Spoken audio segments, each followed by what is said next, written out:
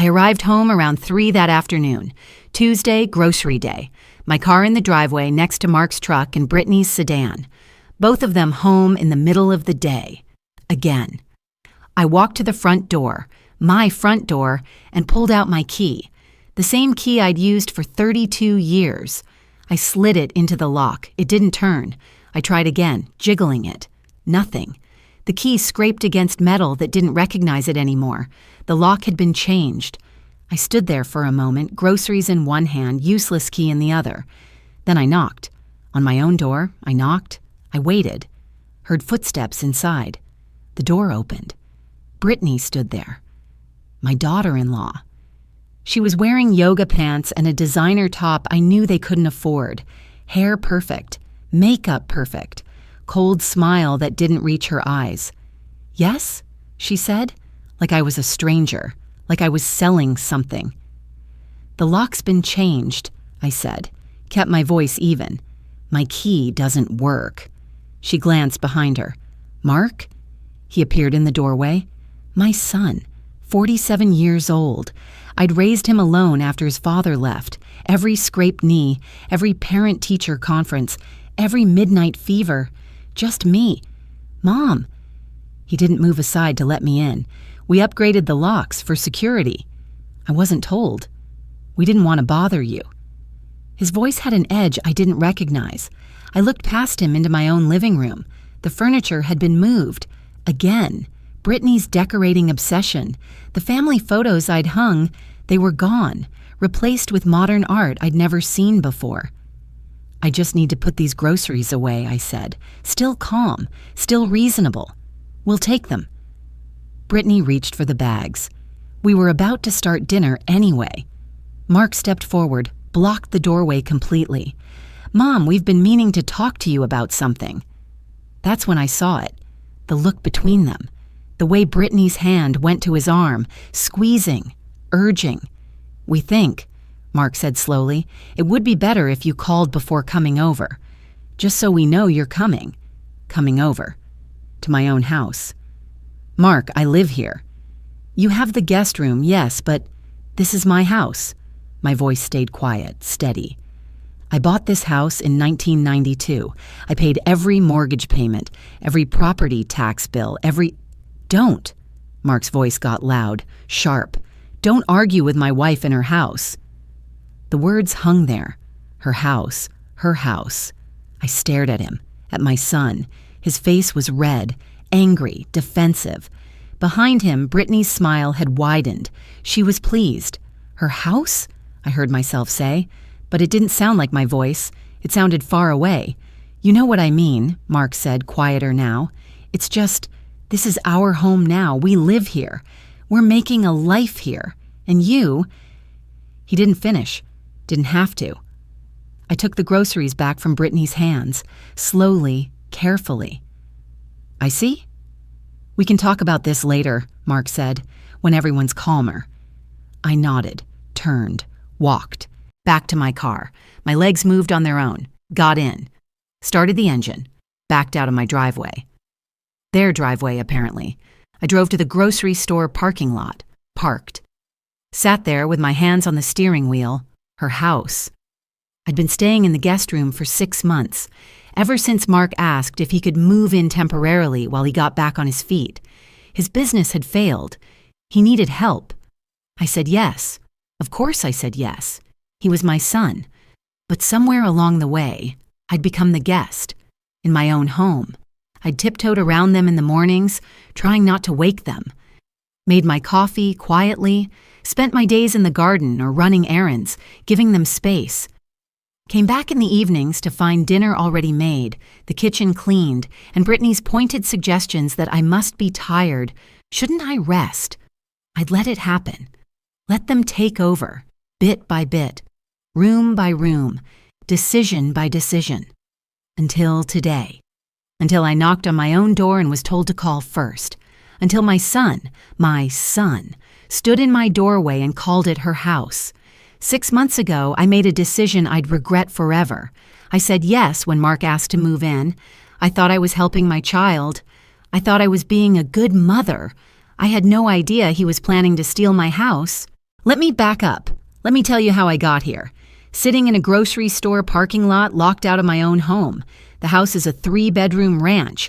Beige siding, black shutters, small front porch, 1,900 square feet. Nothing fancy, but it's mine. Or it was supposed to be. I bought it in 1992. I was 43 years old, newly divorced. Mark was 8. His father had left us for someone younger, someone without stretch marks and a kid who needed braces. The settlement was minimal. The house, that was all me. I worked as a nurse at County General, ER mostly, 12-hour shifts. Sometimes I'd pick up doubles when they were short-staffed.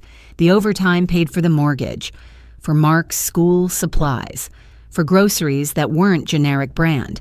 It took 32 years to pay off that house, 32 years of mortgage payments, $247,000 total. I worked double shifts to keep it, skipped vacations, drove the same car for 15 years, but I paid every single bill on time, every month, for 32 years. And that wasn't all I paid for. $35,000 for Mark's college tuition. State school, not private, but I covered everything. Room and board included. $15,000 for his first wedding, the big church ceremony Sarah wanted. $8,000 when his business failed the first time, that landscaping company that folded in 6 months. I co-signed his car loan when his credit was too poor to qualify, $22,000. When he divorced Sarah 3 years ago, I paid $12,000 in legal fees so he wouldn't lose visitation with his kids from that marriage. Total, over the years, $339,000. I thought I was investing in his future. I thought I was being a good mother. I thought that's what you did. You sacrificed for your children. You gave them what you never had. I never asked for repayment, never even suggested it. He was my son. But Mark's 47 now, my age when I bought the house. He's been married to Brittany for 4 years. His second marriage. Brittany's 39, works part-time retail at Nordstrom. No kids. She didn't want any. Mark's goal, as far as I can tell, is financial stability. Some version of success he can point to. His stakes? Brittany. She made it clear from the start. She married him expecting a certain lifestyle. When he can't provide it, she gets cold, distant, threatening. His flaw? He's entitled. He grew up watching me sacrifice, and somewhere along the way, he started to expect it, to demand it. My help wasn't generosity anymore. It was obligation. Brittany's goal is simpler. Money, status, the Instagram perfect life. Her stakes are avoiding the poverty she grew up in. She told me once, early on, that she'd been poor and would never go back. Her flaw? She's cold, manipulative. She sees people as resources, and she saw my house as an opportunity. 6 months ago, Mark called me. Sunday morning. His voice was tight. "Mom, I need to ask you something." His business had failed again. A property management company this time. His partner had embezzled money. Not Mark's fault, he said, but he'd co-signed on loans, guaranteed debts. He was looking at bankruptcy, $127,000 in debt. Can Brittany and I move in, just temporarily, until we get back on our feet? I should have asked questions. How long is temporary? What's the plan? What about boundaries? But I didn't. I said yes immediately. He was my son. He needed help. That's what you do. The first red flag came that first weekend. Brittany walked through the house with her phone out, taking photos. "I need to redecorate," she announced. "Make it feel like home." Home. Not my home, just home. "The furniture's fine," I said mildly. I didn't want to seem unwelcoming. "It's so dated, though." She smiled at me, that cold smile. "You don't mind, do you? I have an eye for design." Mark stood behind her, said nothing, didn't look at me.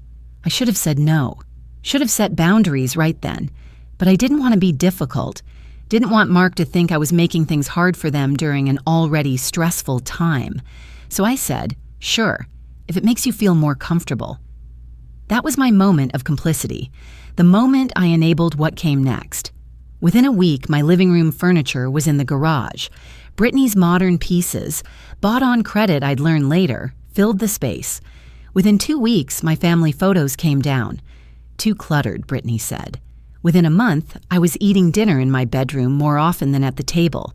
They needed the dining room for work calls, apparently. I'm conflict avoidant by nature, always have been. After the divorce, I overcompensated with Mark. Never said no, never drew lines. Guilty about the broken home, guilty about him not having a father around. So I gave him everything, and in doing so, I taught him he was entitled to everything. That was my flaw, and it had brought me here. Margaret noticed the changes before I admitted them to myself. Margaret Chen, my next-door neighbor for 20 years, 68, retired teacher, widow. She's been my closest friend since she moved in. We share the flower border between our properties. She waters when I'm away. I water when she visits her daughter in Portland. She came over one evening, about 4 months in, brought a casserole, tuna noodle, her specialty. I haven't seen you out in the garden much, she said. We stood on the porch. My porch. Everything okay? Fine, just busy. She glanced past me into the house, saw the new furniture, the bare walls, heard Brittany's voice from somewhere inside, sharp, telling Mark something. They settling in all right? They're doing well, I said automatically. Margaret looked at me for a long moment. She has this way of seeing through things. 25 years of teaching middle school will do that. You know where I am, if you need me, she said quietly. Then she squeezed my hand and left. I should have talked to her then, should have said something, but I was embarrassed. Admitting I'd lost control of my own home felt like failure. That evening, I sat at the kitchen table. My kitchen table, where I'd had my morning coffee for 32 years. Mark and Brittany were in the living room watching TV. I could hear them laughing, comfortable, at home. And I realized something I'd been avoiding. I'd stopped feeling at home in my own house. I walked past Mark's old bedroom later that night. It's the guest room now. My room for 6 months, but it used to be his. I used to tuck him in there when he was small, read him stories. Good night, moon, where the wild things are. I'd kiss his forehead and turn off the light, leaving the door cracked just how he liked it. I stood in the doorway, looking at the single bed, the nightstand with someone else's lamp. This wasn't a child's room anymore. It wasn't my master bedroom either. It was where I slept now, because somewhere along the way, I'd become the guest. The morning after that confrontation at the door, after Mark yelled at me after I sat in the parking lot, I knew I needed help. I couldn't do this alone anymore. But first, I needed to understand what was happening. I needed to know if I was overreacting, if I was being paranoid. So I started paying attention, really paying attention, to the mail being opened before I saw it, to the whispered conversations that stopped when I entered rooms, to Brittany's increasingly possessive language about her kitchen, her living room, her house. And that's when things started to unravel. When I started to see the truth, I'd been too afraid to look at directly. My son wasn't temporarily staying in my home. He was systematically taking it over, and I'd let him. I started paying attention. The mail, for instance. It came around 2 every afternoon. I'd hear the mailbox flap, but by the time I got to it, Brittany had already collected everything. Bills addressed to me, opened. Just trying to help, she'd say if I asked. I started noticing whispered conversations that stopped when I walked into rooms. Mark and Brittany, heads together, voices low. They'd look up when I appeared, suddenly cheerful. We were just talking about dinner, Brittany would say. The locks had been changed without telling me. My key didn't work. They gave me a new one, eventually. But the fact remained, they'd done it without asking. I needed my tax documents. April was coming. I'd always filed my own taxes, kept everything organized in my home office. The small 3rd bedroom I'd used as a workspace for years. I went in there on a Thursday morning. They were both out. Mark at a job interview, Brittany at work. The house was quiet. Mine again for a few hours. The filing cabinet was still there. My filing cabinet. I opened the drawer labeled Taxes Property, looking for last year's assessment. I needed the numbers for my accountant. That's when I saw it, an envelope, tucked behind the property tax folder. It didn't belong there. The return address caught my eye, Cascade Title Company. I pulled it out, already opened. Inside was a document, legal paper, heavy stock. I unfolded it. Quitclaim deed. I'm not a lawyer, but I've heard the term. A quitclaim deed transfers property ownership. I read the words slowly. Patricia Morrison hereby transfers all ownership interest in the property located at 4725 Maple Street. To Mark Morrison and Brittany Morrison. There was a signature at the bottom. My signature. Patricia Morrison, signed and dated 2 months ago. I stared at it. That loop on the M was wrong, too tight. I always made that loop wider, flowing. This looked close, almost right. But it wasn't mine. My hands were shaking, not from age, from betrayal. The document wasn't notarized. There was a blank space where a notary's seal should be. So it wasn't legal yet, wasn't filed, but someone, Mark probably, had forged my signature on a document that would transfer my house to him and his wife. I stood there in my office holding this paper, and I felt something shift. The ground under me wasn't solid anymore. I pulled out my phone, took photos, the envelope, the deed, front and back. My hands were shaking so badly the first few shots were blurry. I steadied myself, took more, made sure they were clear. Then I heard it, the front door opening. My heart jumped. I shoved the deed back into the envelope back behind the tax folder, closed the file drawer, as quietly as I could. Footsteps in the hallway. Mark's voice. "Mom, in here," I called out, tried to sound normal. "Just getting my tax papers." He appeared in the doorway, looked at me, looked at the filing cabinet. "Find what you need?" "Yes, all set." He didn't move, just stood there, watching me. Suspicious. Had he heard the drawer? See me with my phone? "How was the interview?" I asked. "Fine." Still watching me. "What are you doing this afternoon?" "Errands, grocery store." He nodded slowly, then left. I waited until I heard him in the kitchen. Then I looked through the filing cabinet again, quickly this time, looking for anything else. I found it in the folder labeled Mortgage Paid, a loan application, home equity line of credit, using my house as collateral, Mark's name on the application, signature line, Patricia Morrison, forged again, stamped across it in red, denied, insufficient income. The bank had caught it. They denied the loan because Mark didn't make enough money to qualify, but he'd tried to borrow against my house without my knowledge. I took more photos. My phone camera had become my evidence collector. There was more. A mail redirection form, filled out by hand. My name, my address, forwarding to the same address. It didn't make sense at first. Then I realized if my mail was redirected to the same address, whoever picked it up had authorization to open it. They'd gotten control of my mail by pretending to forward it. More photos. I left the office, grabbed my purse, got in my car and drove. I couldn't think in that house, couldn't breathe. I parked at the coffee shop on Elm Street, sat in the car, scrolled through the photos on my phone, the forged deed, the loan application, the mail form. This wasn't a mistake.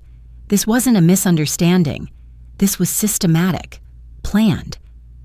I called Tom Bradford, my financial advisor.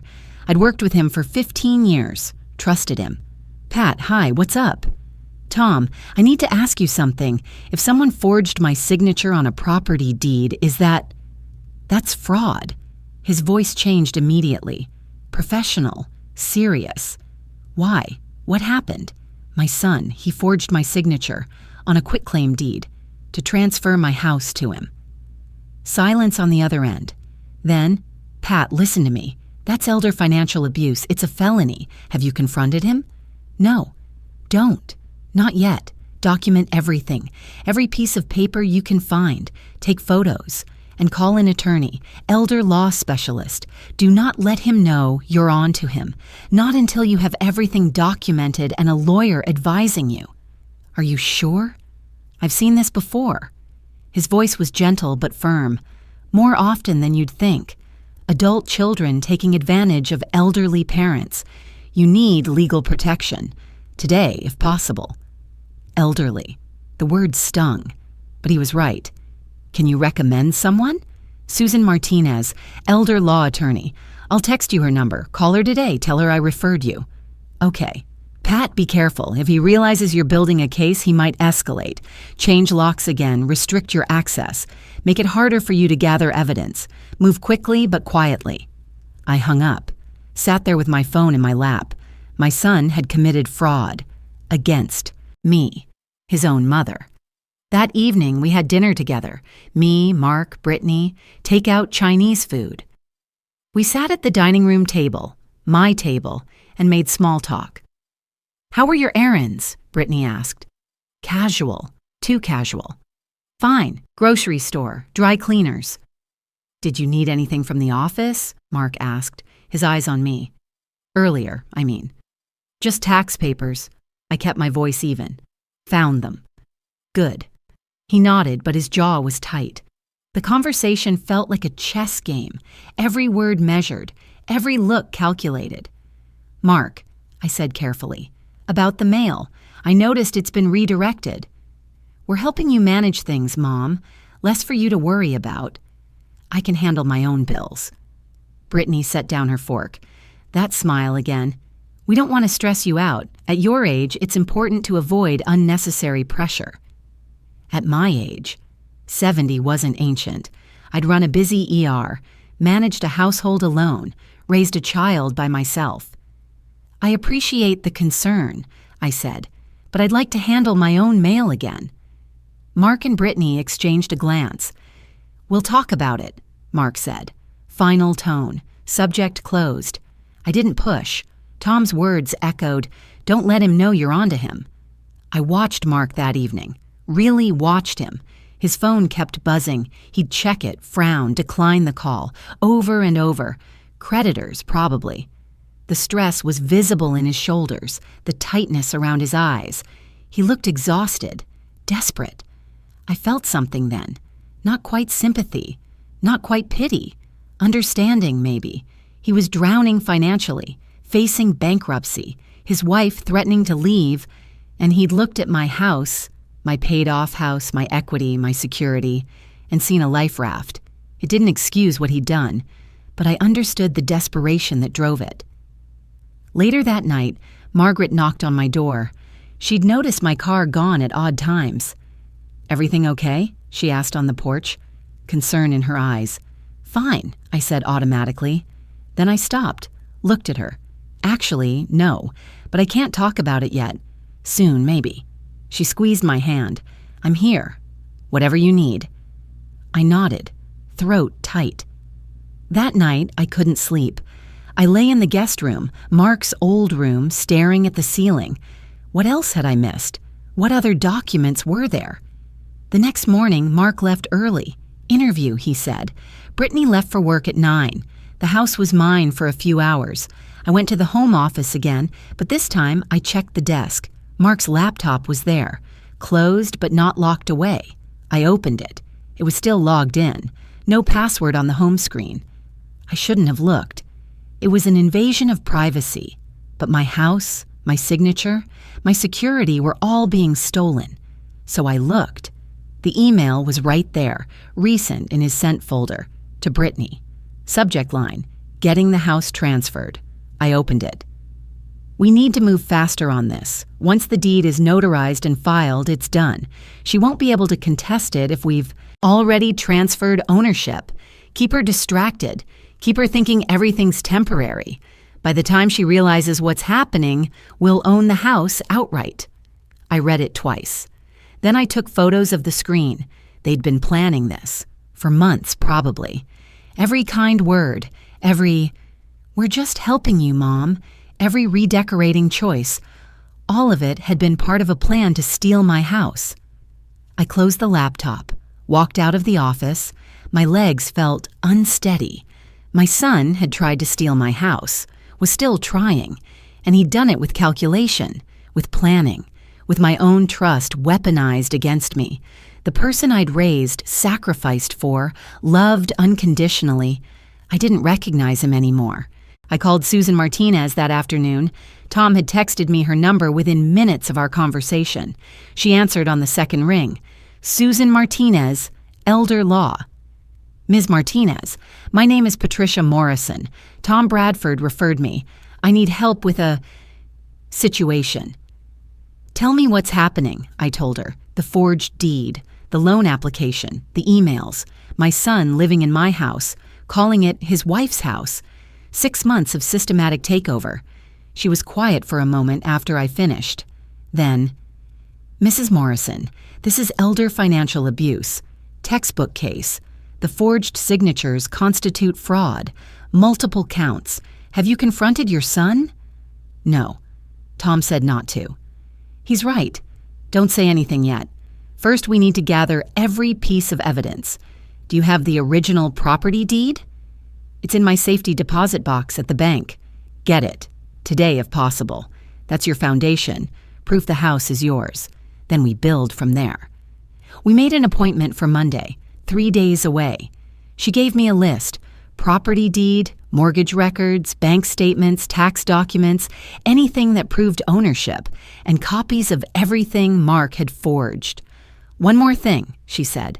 Take photos of everything. Email them to yourself, cloud backup. If he discovers what you're doing, he might try to destroy evidence. I drove to First National Bank. The safety deposit box was in my name only. I'd kept it for years. Important documents, a little jewelry, my mother's wedding ring. I signed in.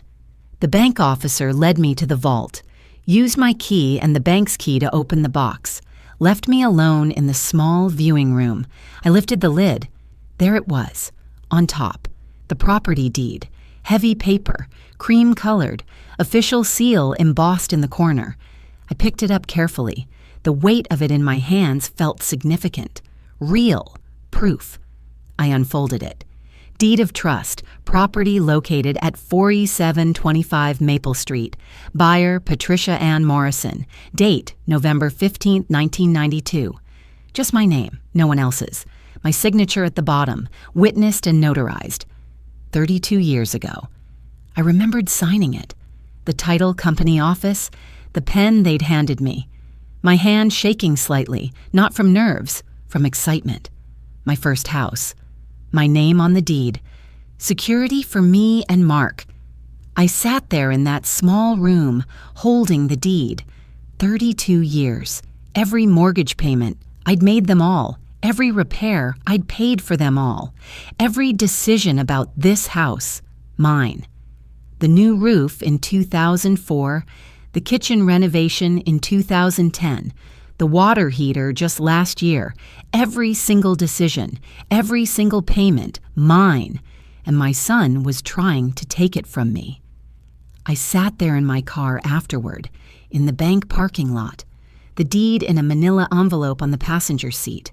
And I cried, quietly. The kind of tears you cry when you realize your child became someone you don't recognize. The kind that don't make noise but hurt more because they're silent. I cried for about 5 minutes. Then I took a breath, wiped my eyes, started the engine. I had work to do. Tom met me at his office Friday afternoon. He'd pulled my account records going back 32 years, printed everything. Here, he said, sliding a thick folder across his desk. Every mortgage payment, 384 consecutive months, every single one from your checking account, not a single missed payment, not a single late payment. He pulled out another document. This is the mortgage payoff statement, dated June 2015, property fully paid. You own it outright, free and clear. Then he showed me something else. I also pulled your homeowner's insurance records. Policy in your name. You've paid every premium for 32 years. Current policy still lists you as sole owner. No one else has insurable interest in the property. I looked at all the papers spread across his desk. Proof. Undeniable proof. Tom, there's something else. I pulled out my phone, showed him the photos of the forged documents, the quitclaim deed, the home equity application. His face darkened. He tried to take out a loan against your house? The bank denied it. Insufficient income. Thank God. But Pat, this is serious. If that quitclaim deed had been notarized and filed, you'd be fighting to get your house back. As it is, he tried and failed, but the attempt itself is fraud. Will I need to press charges? Not necessarily. Susan will advise you. Often in these cases, the threat of criminal prosecution is enough to get compliance. A cease and desist letter. If he backs down, no charges filed. If he doesn't... Tom shook his head. Then yes, you might need to involve the police. I nodded. My son. Police. The words didn't fit together in my mind. Pat, I need to testify to your mental capacity if this goes to mediation or court. Mark might try to claim you're not competent to manage your affairs, that you gave him the house willingly.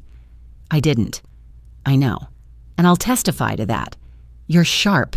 You've managed your finances independently for 15 years that I've known you. You make informed decisions. You understand complex financial concepts. There's nothing wrong with your mental capacity. I appreciated that more than he knew. At 70, you start to worry. Am I forgetting things? Am I getting confused? But Tom's professional opinion mattered. It would matter in court. I drove home with the folder full of bank records, the deeds safely in my purse. Evidence. Concrete. Undeniable. That evening, I looked through old photo albums. There was one picture I kept coming back to. Mark, maybe 5 years old, standing on our front porch. My porch. He was missing his 2 front teeth, grinning at the camera. So happy. So innocent. That was my son. The boy I'd raised. Loved. Sacrificed for. The man trying to steal my house? I didn't know him. Somewhere between that little boy and now, something had gone wrong. My enabling, probably. My constant rescuing. I'd taught him he was entitled to everything, and now he'd decided he was entitled to my house. I set the photo down. I couldn't change what I'd done, could only deal with what was happening now. Saturday, I worked in the garden. Hands in soil, weeding, pruning. The roses needed deadheading. The work was meditative, grounding. Every time my mind spun with worst-case scenarios, criminal charges, family estrangement, losing my house, I pulled another weed, focused on what I could control. Margaret saw me from her yard, came over with iced tea. "You've been busy this week," she said carefully. "Some things I needed to take care of." She looked at me, that teacher look, seeing more than I was saying. "Are you in trouble?" "I'm handling it." "Alone?" "I have help, a lawyer. It's complicated." She nodded. Didn't push. "I'm here. Whatever you need, even if it's just silence and iced tea." I squeezed her hand. "Thank you." That afternoon, I went to the county recorder's office. Public records. I needed proof I'd paid property taxes, proof the house was in my name on official county documents. The clerk was helpful. I explained what I needed. She pulled up my property on the computer. "Here we go, 4725 Maple Street. Owner of record, Patricia Morrison.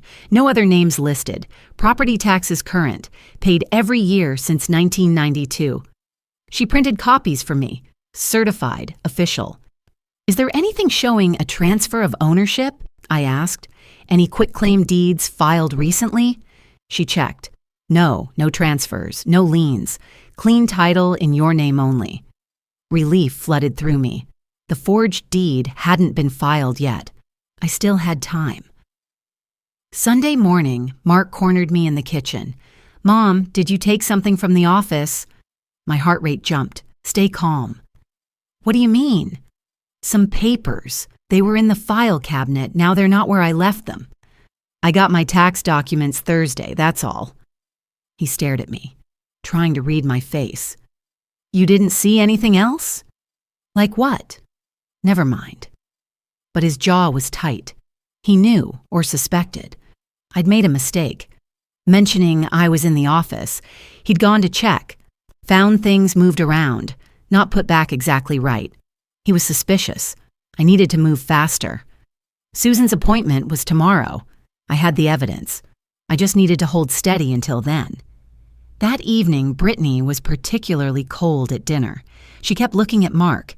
He kept looking at me. The tension was thick. "We need to talk about some things," Mark said finally, "about the house, about arrangements." "Okay," I said calmly. "What did you want to discuss?" "We've been here 6 months. It's time to formalize things. We're going to need to make some legal changes for everyone's protection." Legal changes. He was going to try to get me to sign something. Probably another quitclaim deed, this time asking directly. "What kind of legal changes?" "We can discuss it with our attorney. Maybe you'd feel more comfortable if you had someone there too. Someone to explain everything." Our attorney. He'd already hired one. "That sounds like a good idea," I said, measured, calm. "I'll bring my attorney." Mark's eyes widened slightly. "You have an attorney?" "I met with an elder law specialist this week. She's advising me on estate planning, making sure everything's protected." Brittany's face went pale. Mark's went red. "Why would you need an elder law attorney?" Brittany asked. Too sharp, too fast. "Estate planning. At my age, it's smart to have things in order." I watched them exchange a look, panic in it. They knew. I'd hired a lawyer. Their plan was unraveling. Mark stood up. "I need some air." He left the house. Brittany followed him. Through the window, I saw them in the driveway, arguing, his hands waving, her pointing at the house, at me through the window. I'd tipped my hand, let them know I wasn't going to cooperate.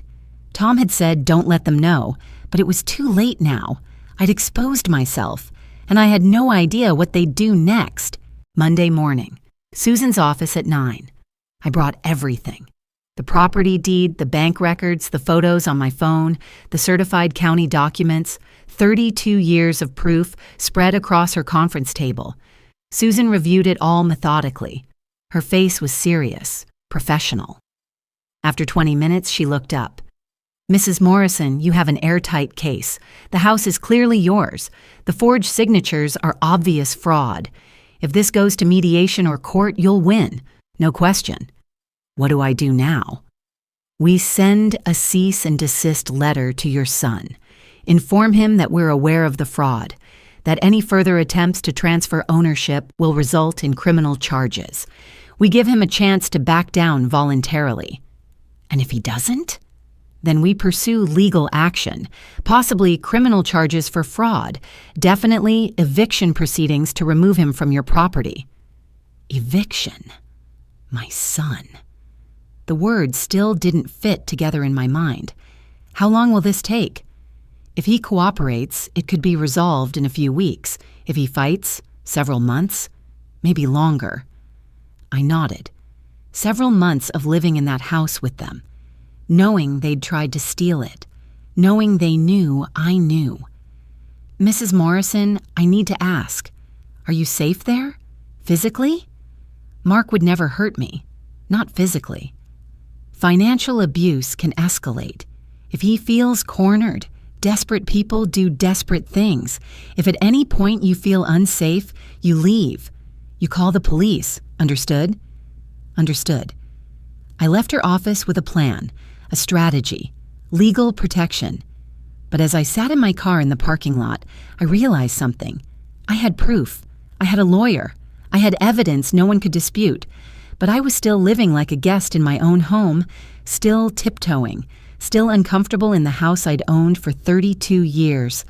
The cease and desist letter would change things legally, but emotionally, practically, I needed to do something more, something concrete. I drove to Morrison Hardware on 8th Street, asked for the locksmith. "I need new locks," I told him, "for my house, all exterior doors." He showed me options. I picked good ones, solid, secure. "How long to make keys?" "If you have the original locks, I can match them, or I can rekey these new ones. Take about an hour." "Rekey them. New keys, different from what I have now." He looked at me for a moment.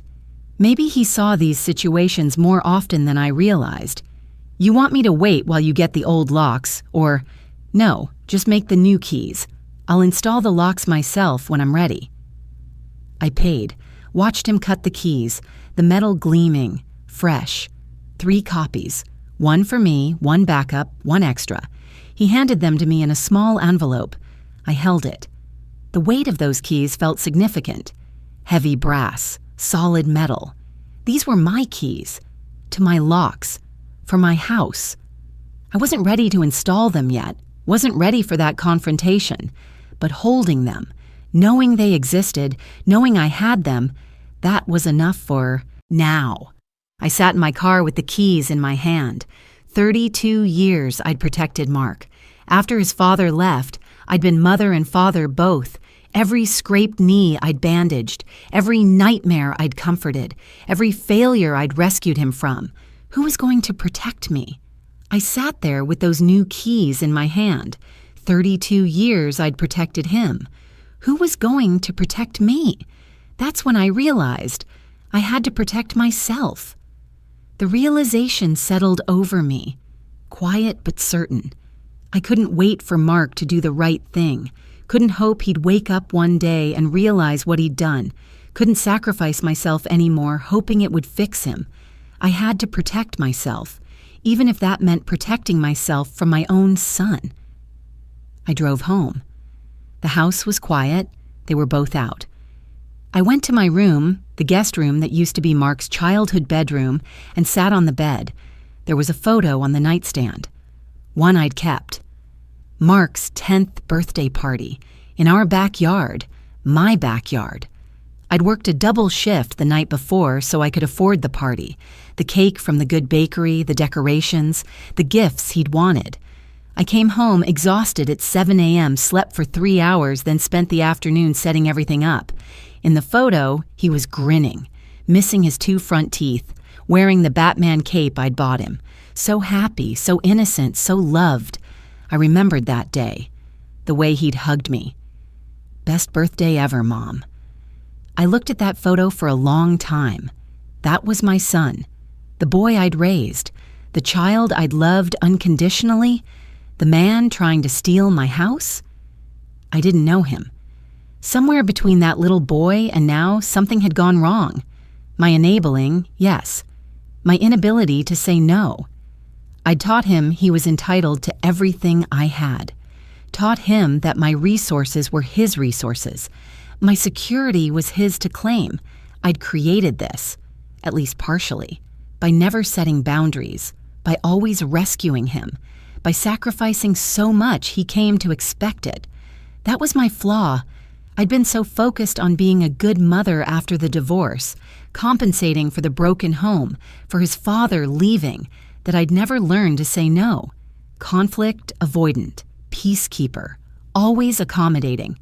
But maybe that same flaw could be reframed.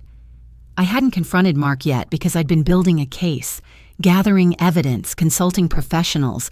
That wasn't weakness. That was strategic thinking. I'd been patient, careful, methodical.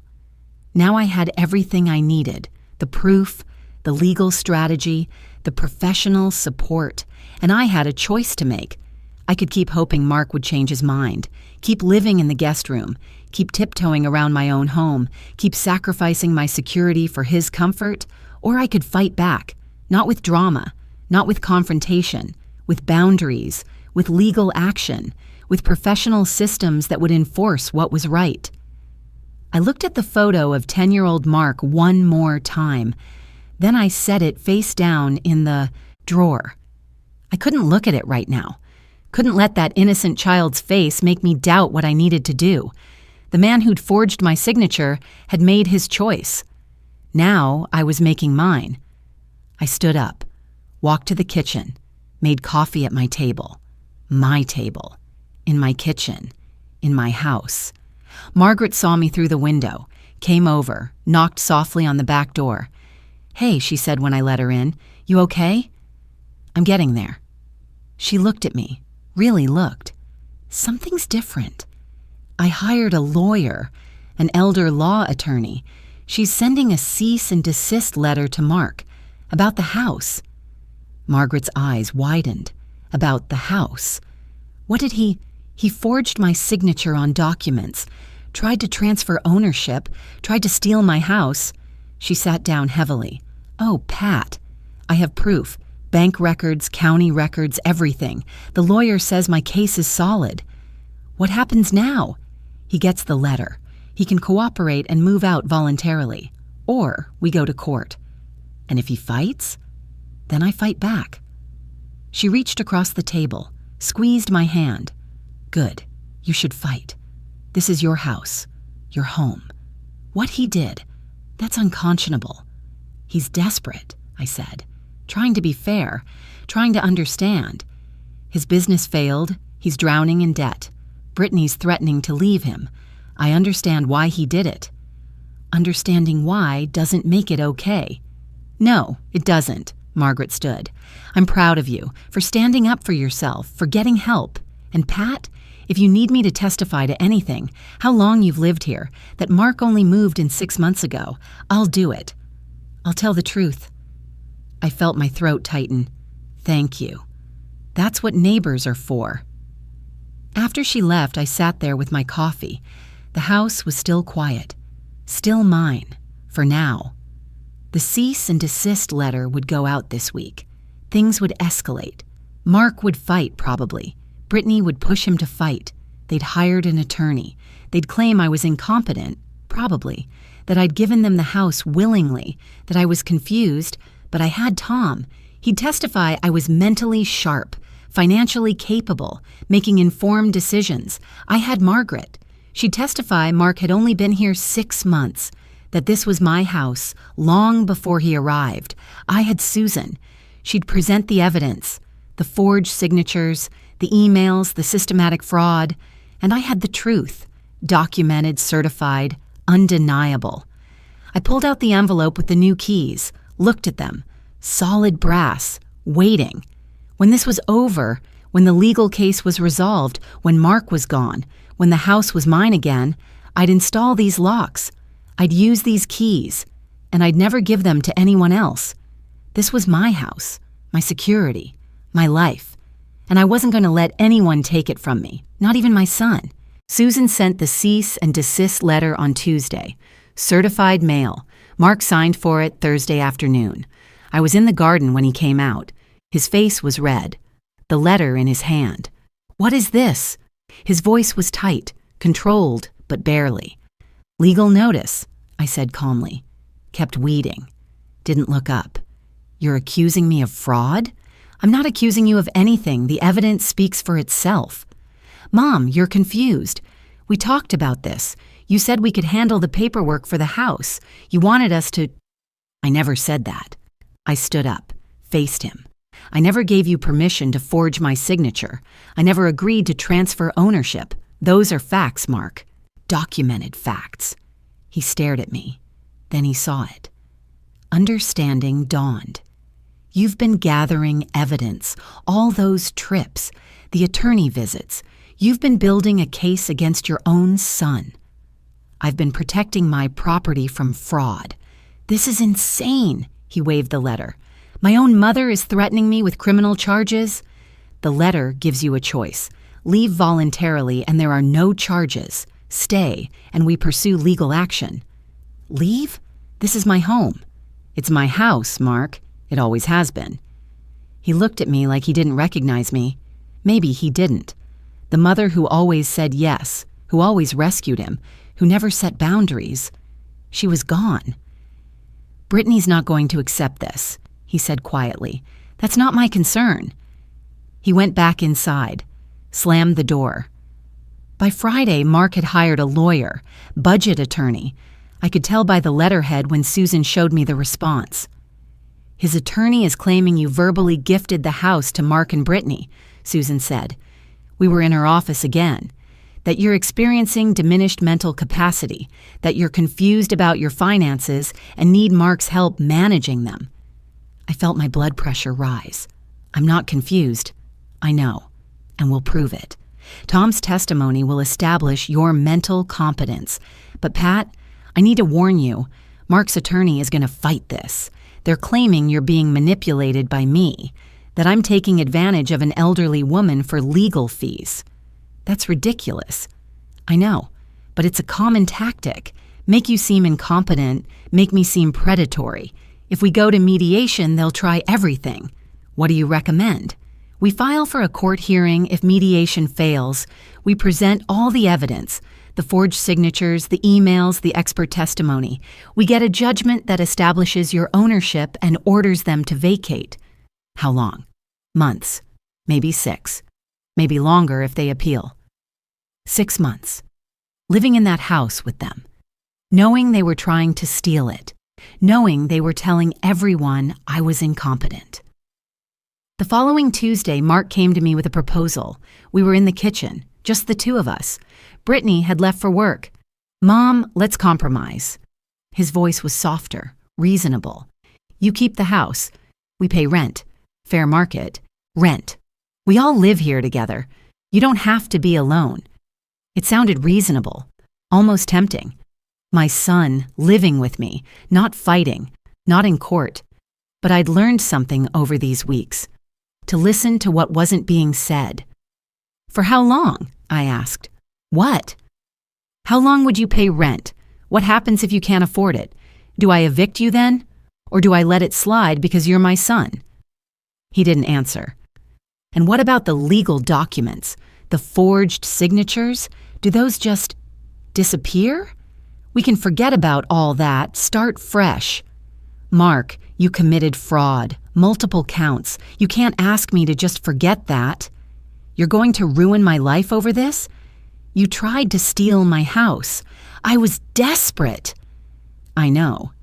And I did. I understood. But understanding didn't make it okay. Being desperate doesn't give you the right to commit fraud against your own mother." He left without another word. I called Susan, told her about the offer.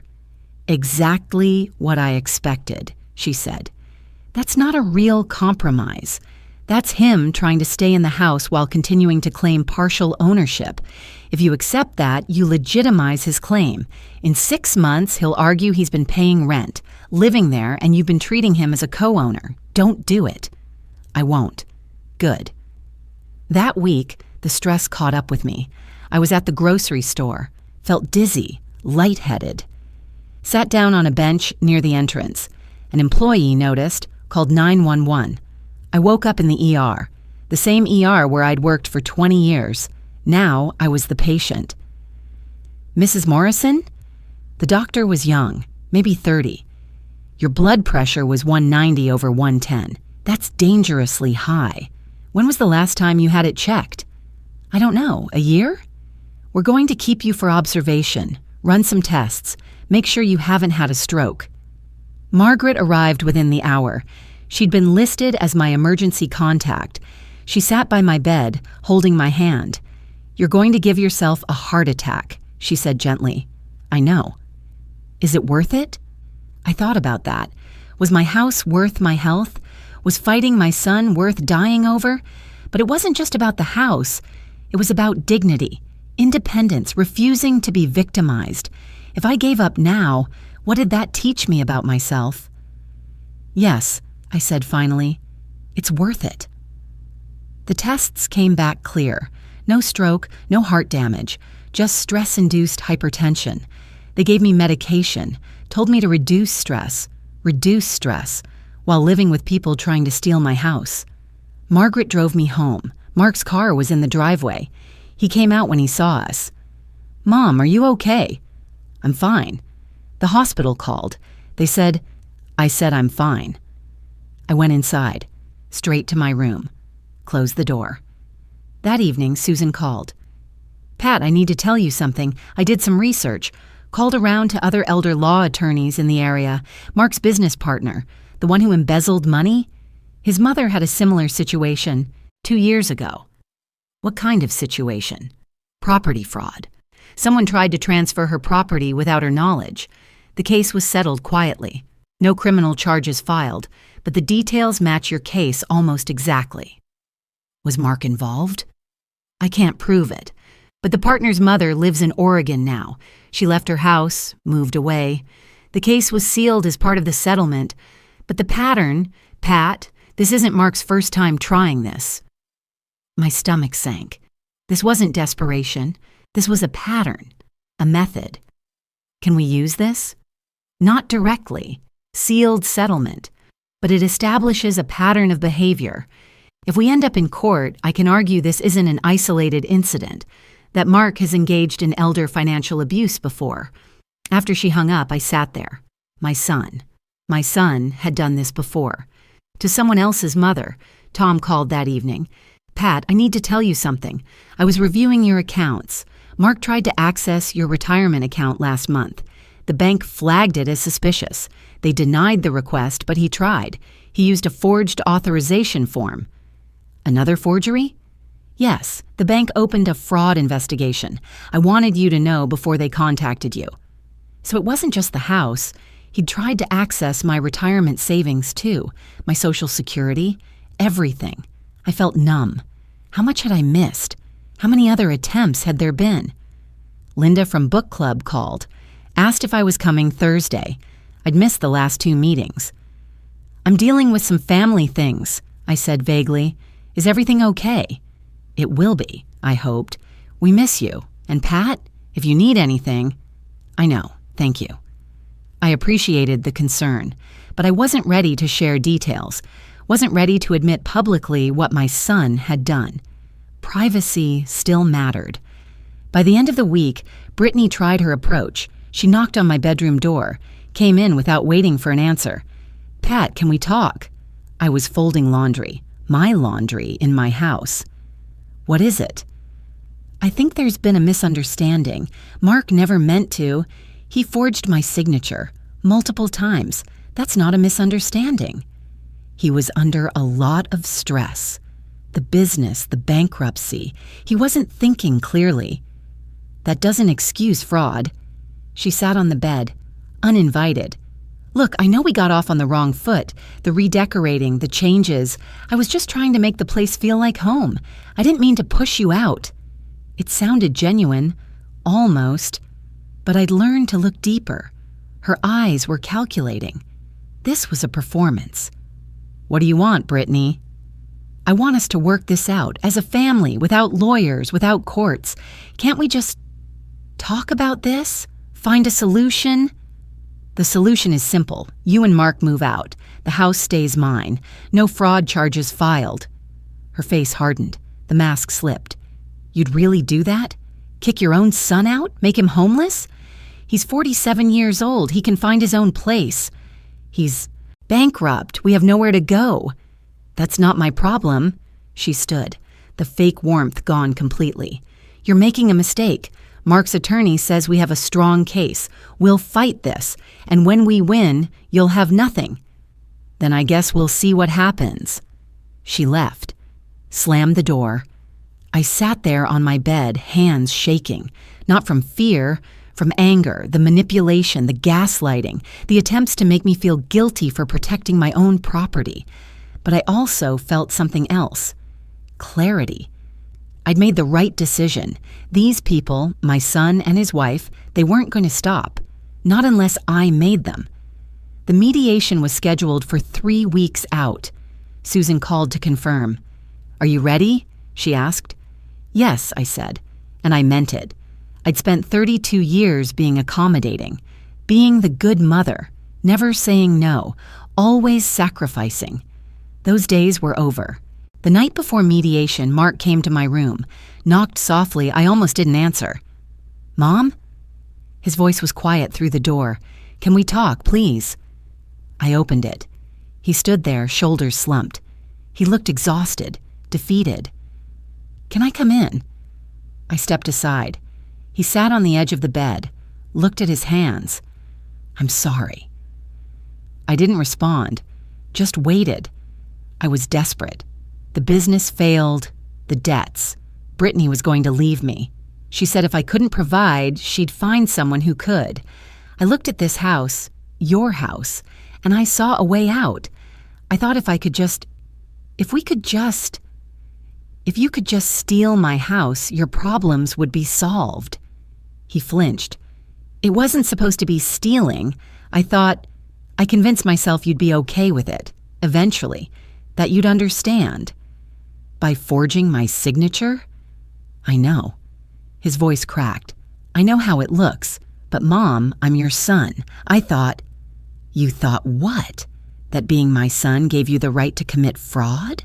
He looked up. His eyes were wet. I don't know what I thought. I wasn't thinking. I was drowning. I felt something then. Not forgiveness, not acceptance, but understanding. My son was broken, had been for a long time, and I'd contributed to that by never letting him fail, never letting him face consequences. Mark, being desperate doesn't excuse what you did. I know. Tomorrow we go to mediation. The evidence will be presented. You'll have to face what you've done. I know. He stood. For what it's worth, I am sorry. I know that doesn't fix anything, but I need you to know. After he left, I sat there for a long time. His apology had sounded genuine. Maybe it was. But sorry didn't undo fraud, didn't give me back the 6 months of stress and fear, didn't repair the trust he'd broken. Tomorrow, we'd see what happened. The mediation office was downtown, 10th floor, conference room with a long table, professional artwork on the walls, windows overlooking the city. I arrived with Susan at 9. Mark and Brittany were already there with their attorney, Paul Mitchell, according to his business card. Mid-50s, cheap suit. He looked like he'd rather be anywhere else. The mediator was a woman named Dorothy Hanson, 60s, gray hair, calm demeanor. She'd been doing this for 30 years, Susan had told me. She'd seen everything. Good morning, Dorothy said. Let's begin. This is a mediation regarding property ownership at 4725 Maple Street. Mrs. Morrison claims sole ownership. Mr. Morrison and Mrs. Brittany Morrison dispute that claim. We're here to find resolution. Ms. Martinez, would you like to present your case? Susan stood. Professional? Calm. She'd done this 1,000 times. Thank you. Mrs. Morrison purchased the property in 1992. She paid every mortgage payment, 384 consecutive months, from her personal account. The property was fully paid off in June of 2015. She's paid all property taxes, homeowner's insurance, and maintenance costs for 32 years. She is the sole owner. Her name is the only name on the deed. Susan placed the property deed on the table, center, where everyone could see it. The deed, heavy cream paper, official seal, my name clearly visible. This is the original property deed, Susan continued, filed with the county in November 1992. Owner, Patricia Morrison. No other names appear on this document. Mark's attorney leaned forward, looked at it, said nothing. In addition, Susan said, we have bank records showing every mortgage payment came from Mrs. Morrison's checking account. We have property tax records showing she paid every year. We have homeowner's insurance records in her name only. She slid folders across the table. Tax documents, bank statements, insurance policies, years of proof. Mr. Morrison moved into the property 6 months ago. He claimed it was temporary housing while he recovered from business failure. During that time, he forged Mrs. Morrison's signature on multiple documents attempting to transfer property ownership. Susan pulled out the photos I'd taken, the forged quitclaim deed, the home equity application, placed them on the table. These documents show attempted fraud. The signatures are forgeries. We also have emails between Mr. Morrison and his wife discussing plans to get the house transferred before Mrs. Morrison changed her mind. This demonstrates premeditation. Mark's face went pale. Brittany stared at the documents. We have 2 expert witnesses present, Susan said. Tom Bradford, Mrs. Morrison's financial advisor for 15 years, will testify to her mental competence and financial management capability. Margaret Chen, Mrs. Morrison's neighbor for 20 years, will testify to Mrs. Morrison's long-term ownership and Mr. Morrison's recent arrival. Dorothy turned to Mark's attorney. Mr. Mitchell, would you like to respond? Paul Mitchell cleared his throat. Our position is that Mrs. Morrison verbally indicated she wanted to transfer the property to her son, that she's experiencing age-related confusion, that... Do you have documentation of this verbal agreement? Dorothy asked. No, but do you have witnesses to this conversation? Mrs. Brittany Morrison can testify. An interested party. Dorothy made a note. Anyone else? Mitchell hesitated. No. Ms. Martinez, please call your first witness. Tom stood. I'd asked him to come in a suit. He looked professional, credible. Dorothy swore him in. Please state your relationship to Mrs. Morrison. I'm her financial advisor. I've managed her accounts for 15 years. In your professional opinion, is Mrs. Morrison mentally competent to manage her financial affairs? Absolutely. She's sharp. She understands complex financial concepts. She makes informed decisions. She reviews statements carefully. She asks intelligent questions. There's nothing whatsoever wrong with her mental capacity. Has she ever expressed confusion about property ownership? Never. She's always been clear that the house is hers. When her son moved in, she referred to it as temporary housing for him, never as a transfer or gift. Did Mrs. Morrison discuss adding her son's name to the deed? No, never. She was very clear about maintaining sole ownership. Thank you, Mr. Bradford. Mark's attorney stood. Mr. Bradford, isn't it true that Mrs. Morrison is 70 years old? And that cognitive decline can... She's 70 and sharper than most 40-year-olds I work with, Tom said firmly. Age doesn't equal incompetence. I've seen no signs of cognitive decline whatsoever. Mitchell sat down. Next witness, Dorothy said. Margaret stood. She looked nervous. She'd worn her best dress, navy blue, professional. Dorothy swore her in. Please state your relationship to Mrs. Morrison. I'm her neighbor, 20 years. We share a property line. How long has Mrs. Morrison lived at 4725 Maple Street? Since 1992. I moved in 2004. She was already there. She's been there the entire time I've known her. And Mr. Mark Morrison? He moved in 6 months ago. Temporarily, she said. He'd had business problems. She was helping him out. That's the kind of person she is. Generous. Too generous sometimes. Has Mrs. Morrison ever indicated she wanted to give the house to her son? Never. She's talked about estate planning, about what happens after she passes. But giving away her house while she's alive? Never. Thank you, Mrs. Chen. Susan stood again. We have written statements from 3 additional neighbors confirming Mrs. Morrison's long-term ownership and Mr. Morrison's recent arrival. I'm submitting those to the record. She placed the statements on the table. Dorothy turned to Mark. Mr. Morrison, did you forge your mother's signature on these documents? Mark looked at his attorney. Paul nodded slightly. The documents were meant to formalize an understanding we had. That's not what I asked. Did you sign your mother's name without her permission? Silence. Long and heavy. Yes, Mark said finally. Quiet. Defeated. And did she give you verbal permission to do so? Another pause. No. Brittany's hand went to Mark's arm. Squeezed hard. Warning. Dorothy made notes. Ms. Martinez, what resolution is your client seeking? Susan looked at me. I nodded.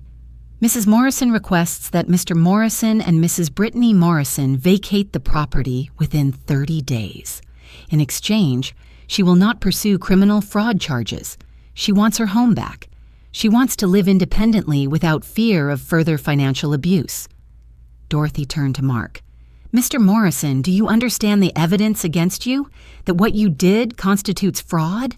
That Mrs. Morrison could press criminal charges? Yes, he said quietly. And that your mother has offered you a way out? Vacate voluntarily? No charges filed? Yes. What do you want to do? Mark looked at Brittany. She wouldn't meet his eyes. Looked at the table. At the door. Anywhere but at him. He looked back at Dorothy. I'll vacate. 30 days. I'll leave. Mrs. Brittany Morrison, Dorothy asked, do you agree to these terms?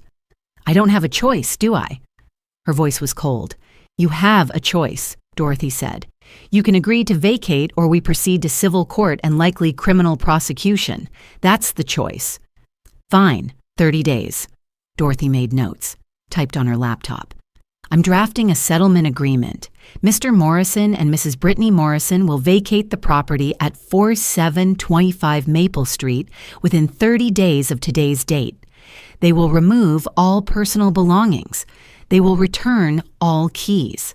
Mrs. Morrison will not pursue criminal charges provided these terms are met.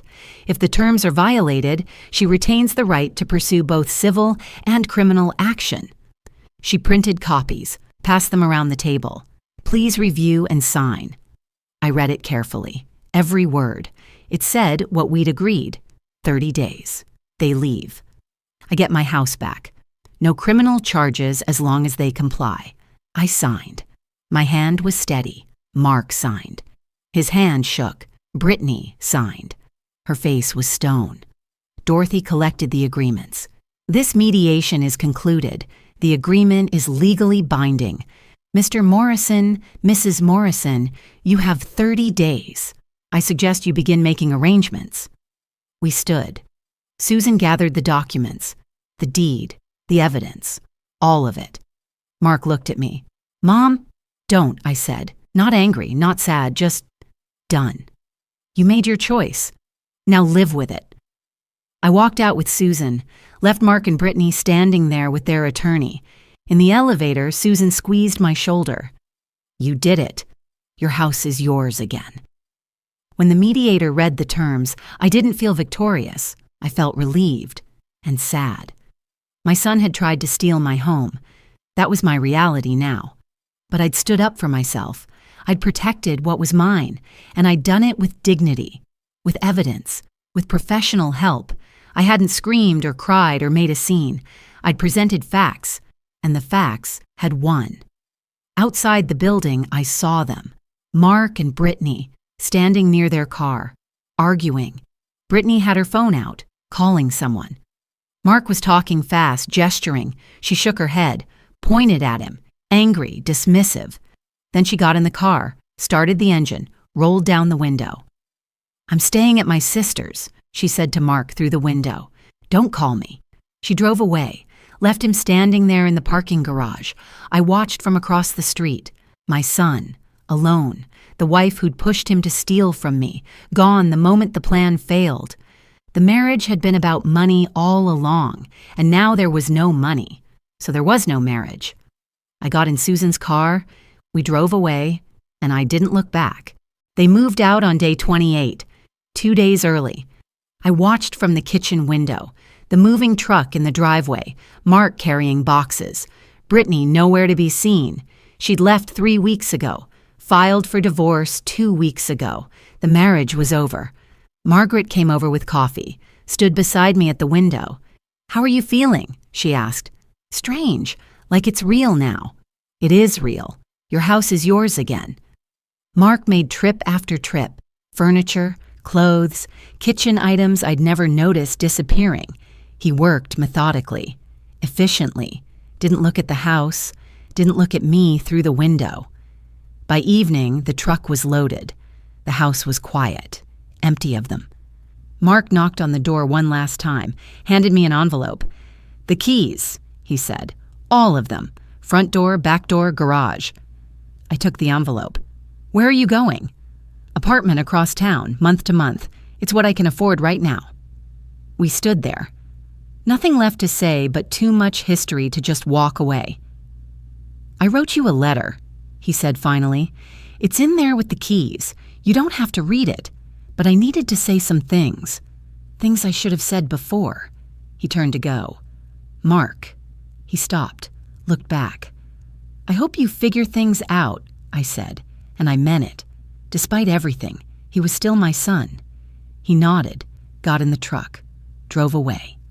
I closed the door, locked it, with the old locks for now. Tomorrow I'd install the new ones. Inside the envelope were the keys and a letter, 2 pages handwritten. I sat at the kitchen table, my table in my kitchen in my house, and read it. The letter was an apology, detailed, honest. He explained the desperation, the pressure from Brittany, the shame of failing again. He acknowledged the fraud, called it what it was, Admitted he'd considered doing it to his business partner's mother, too, but that partner had caught him first. He was in financial counseling now, bankruptcy filed, starting over. He ended with, "I don't expect forgiveness. I don't deserve it. But I needed you to know I'm sorry for all of it, for betraying you, for trying to take what was yours, for being the kind of son who would do that to his mother. I'm working on being better. It might take the rest of my life, but I'm trying." I set the letter down, folded it carefully, put it in a drawer. I didn't respond. Not yet. Maybe someday. But not today. That was my boundary. I could acknowledge his apology without accepting it, could hope he got better without inviting him back into my life. Some relationships can't be repaired. Sometimes the best you can do is survive them. The next morning, I installed the new locks. All 3 doors. It took 2 hours. Margaret helped. We worked together, screwdrivers and drill, replacing the hardware. The old locks went in a box in the garage. I tried the new keys. They turned smoothly, clicked into place. Perfect. "There," Margaret said. "Your house, your locks, your keys." I held them. Heavy, brass, mine. That afternoon, Tom came by, brought updated estate planning documents. "We need to protect everything now," he said. "New will, healthcare directives, power of attorney designations, people you trust, not family who might take advantage, financial safeguards." We spent an hour updating everything. Margaret as healthcare proxy, Tom as financial executor, legal protections in place. "I also set up fraud alerts on all your accounts," he said. "If anyone tries to access your credit or open accounts in your name, you'll be notified immediately. It's an extra layer of security." "Thank you, Tom. That's what I'm here for. And Pat, you did the right thing. Standing up for yourself, protecting your assets. That took courage." After he left, I called Susan. "The property's clear," I told her. "They're out, keys returned." "Good, I'll file the final paperwork. Close the case officially. You won't hear from Mark's attorney again. And Pat, if you need anything in the future, if he tries anything else, you call me immediately." "I will." "You were brave. A lot of people in your situation would have given in. Let their kids steal from them out of guilt or fear. You fought back. That matters." 3 people. Margaret, Tom, Susan. They'd helped me through this. They'd stood up for me when I couldn't stand up for myself. That mattered too. I worked in the garden that evening, pulled weeds, planted new roses, perennials. They'd bloom for years. Deep red, my favorite. The physical work was grounding, hands in soil, sweat on my forehead, creating something, claiming my space. Margaret joined me after a while. We worked in comfortable silence, the kind of silence that comes from real friendship, not needing to fill every moment with words. "You know what I realized?" I said finally. "I taught him this, by always rescuing him, always saying yes, never letting him fail. I created a son who thought he was entitled to everything I had." "You can't blame yourself for his choices." "I don't. Not entirely. But I enabled them. That's on me. And now you've set boundaries. That's growth." I nodded, planted another rose, patted the soil around it. I won't make that mistake again. The house felt different now, lighter, mine again. I walked through each room, the living room where Brittany's furniture had been, empty now. I'd get my old furniture from the garage, slowly, on my timeline. The office where I'd found the forged deed. I cleaned it out, reorganized everything, put my documents back in order, the master bedroom. I moved back in. It took an afternoon. The guest room went back to being storage, the way it should be. I stood in my bedroom that evening, my bed, my dresser, my space. After 6 months of feeling like a guest, I was home. Some days were harder than others. I'd see something, a mug Mark used, a photo from when he was young, and I'd feel the loss. Not of the house, of the relationship, of the son I thought I had, but other days, I'd Make coffee at 6 a.m. in my kitchen, watch the sunrise from my porch, work in my garden, and feel peaceful, independent, safe. Book club started meeting at my house again. I told them a version of the truth. Family issues, legal matters, all resolved now. They didn't push, just welcomed me back, brought casseroles and desserts and friendship. Linda squeezed my hand one evening. We missed you. I missed this too. 6 months of stress, 6 months of fear, 6 months of fighting for what was mine. But I'd won. Not just the legal battle. I'd won my independence back, my sense of self, my home, and that was worth everything. 6 months later, I still make coffee every morning at 6. Same routine, same kitchen. But everything's different now. The house is quiet. Just me. My footsteps on the hardwood floors, my dishes in the sink, my schedule, my space. Some mornings that feels lonely. The rooms seem bigger without other people in them. The silence is heavy. Those mornings I miss having family around. Not Mark as he became, but the son I thought I had. The relationship I thought we'd have. Other mornings, it feels like peace. I wake up when I want. Make coffee at my own pace. Read the paper at the kitchen table without anyone asking what my plans are. Work in the garden without explaining where I'm going or when I'll be back. Both can be true. Lonely and peaceful. Sad and relieved. Missing what I lost and grateful for what I kept. The garden's blooming now. The roses I planted. Deep red, my favorite. They're thriving. 6 months of growth. They'll bloom every year. Perennials. That word means something to me now. Lasting, enduring, surviving.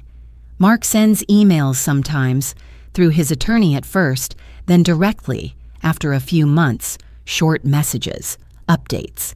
He's still in the apartment, still in bankruptcy proceedings, still in counseling. He asks how I'm doing, tells me he's working on being better. I haven't responded yet. I read every email, I save them, but I don't respond. That's my boundary. I can acknowledge he's trying without inviting him back into my life. Maybe someday we'll talk. Maybe we'll rebuild something. But not today. Not yet. Margaret comes over every Thursday morning. Coffee on my porch. Sometimes we talk about what happened. Sometimes we just sit in comfortable silence, watching the birds at the feeder. She tells me about her daughter in Portland. I tell her about book club gossip. Normal things, easy things. Friendship without agenda. How are you, really? She asked last week. I'm okay, I said, and I meant it. Not perfect, not back to who I was before, but okay. That's enough, she said. Okay is enough. The book club meets at my house once a month now, on my terms, when I choose. I told them a version of what happened, family issues, legal matters, resolved now. They didn't push for details, just welcomed me back. Brought their usual casseroles and desserts and theories about whatever mystery novel we're reading. Linda squeezed my hand last month. We're glad you're here. I'm glad to be here. I work in my garden most afternoons. The physical labor grounds me. Dirt under my fingernails, sun on my face, creating something beautiful out of soil and water and patience. Some days I think about Mark while I work, about what went wrong, about my role in it, about whether I could have prevented it. Other days I just enjoy the quiet, the growth, the colors, the fact that I can be outside in my yard without feeling like I need permission. My master bedroom is mine again, my furniture, my photos on the walls, the ones Brittany took, down. I put them back up.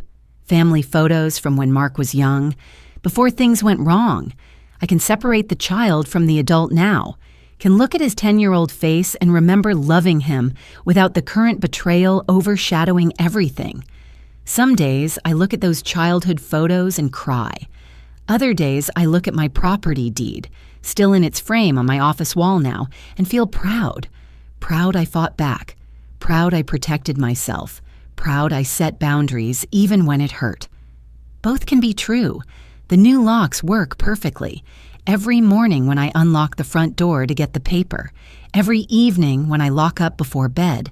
The keys turn smoothly, click into place. Mine. I updated my will last month, left the house to charity, a women's shelter, a place that helps people who've been taken advantage of, people who need to rebuild their independence. The house will serve that purpose after I'm gone. That feels right. Tom checks in monthly, reviews my accounts. The fraud alerts are still active. Nobody's tried to access anything. The estate plan is solid. My finances are protected. I'm protected. Susan calls occasionally. Just checking in, making sure everything's okay. It always is. The legal case is closed. Mark complied with the settlement terms. No violations, no further action needed. But she's there if I need her. That matters. I'm 70 years old. I live alone in my 3-bedroom ranch house. I make my own coffee, I tend my own garden, I pay my own bills, I make my own decisions. Some people might see that as sad. A woman my age, alone, estranged from her only child. But I see it differently. I see independence, boundaries, self-respect, the knowledge that I can protect myself when necessary, that I'm capable, strong, that I survived something that could have broken me. I'm not the same person I was a year ago, the woman who always said yes, who always sacrificed, who never set boundaries. She's gone. I'm someone new now, someone who knows her worth, someone who will fight for what's hers. This house isn't just a house, it's proof. Proof that I can stand up for myself. Proof that I matter.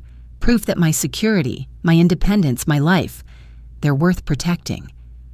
Every morning when I unlock that front door, I remember the day my key didn't work, the day my son called it her house, the 6 months I spent reclaiming what was mine, and every evening when I lock that door behind me, I feel it. Safety, security, home. This is my house. It always was. And now everyone knows it, including me.